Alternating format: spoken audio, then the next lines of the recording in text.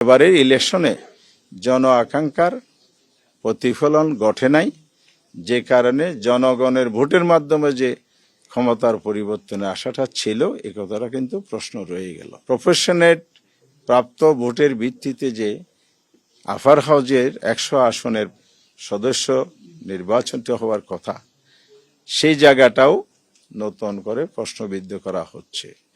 অর্থাৎ এখানে যে পিআর সিস্টেম আনুপাতিক হার জুলাই সনদে বলা আছে সেটাই জনগণ গ্রহণ করে নিয়েছে। 4টি কোয়েশ্চেনের সেকেন্ড কোয়েশ্চেনে সেটা বলা আছে। এটা কেউ যদি বলে যে তাদের নোট অফ ডিসেন্ট ছিল, তাহলে আমরা মনে করি জনগণের ম্যান্ডেট আসার পরে এজন্য কোনো নোট অফ ডিসেন্ট আর কার্যকারিতা নাই। সেটা দলীয় বিষয়, এখন পাবলিক প্রপার্টি হয়ে গেছে, জনগণের অ্যাসেট হয়ে গেছে, জনগণের ম্যান্ডেট এসে গেছে।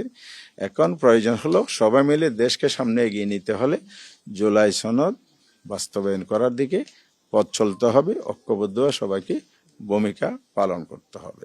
শেষ কথা হচ্ছে, বাংলাদেশ একটি নির্বাচনের মধ্য দিয়ে কনস্টিটিউশনাল প্রসেসে ক্ষমতার পরিবর্তন হয়, একদল ক্ষমতায় আসে, দেশ পরিচালনা করে, 5 বছর পরে আবার ইলেকশন হবে, এটি স্বাভাবিক। কিন্তু কোনো দলের জনগণের দায়িত্ব নেওয়ার পরে যদি মিসহ্যান্ডেলিং হয়ে যায়, সে দায়িত্ব তাদেরকে নিতে হবে। আর এবারের ইলেকশনে জন আকাঙ্ক্ষার প্রতিফলন ঘটে নাই, যে কারণে জনগণের ভোটের মাধ্যমে যে ক্ষমতার পরিবর্তনে আশাটা ছিল এ কথাটা কিন্তু প্রশ্ন রয়ে গেল।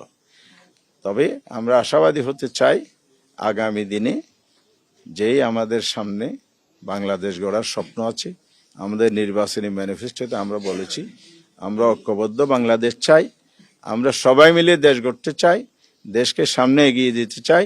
সেই চিন্তা ধ্যান ধারণা সমুন্নত রেখে আমরা সামনে এগিয়ে যেতে চাই। কমিশনকে আমরা বলেছি এই অভিযোগগুলো আপনারা খতিয়ে দেখেন, আর আমরা আইনি প্রক্রিয়া যেটা আগাবো, স্বচ্ছতার সাথে যদি আইন প্রয়োগ হয়, বিচারিক প্রক্রিয়া অনুসরণ করা হয়, কোনো হস্তক্ষেপ ছাড়া যদি ন্যায় বিচার প্রতিষ্ঠিত হয়, এটাই হবে আগামীর বাংলাদেশের জন্য একটা নতুন মাইলফলক। দেশে আইনের শাসন, ন্যায় বিচার প্রতিষ্ঠিত হবে।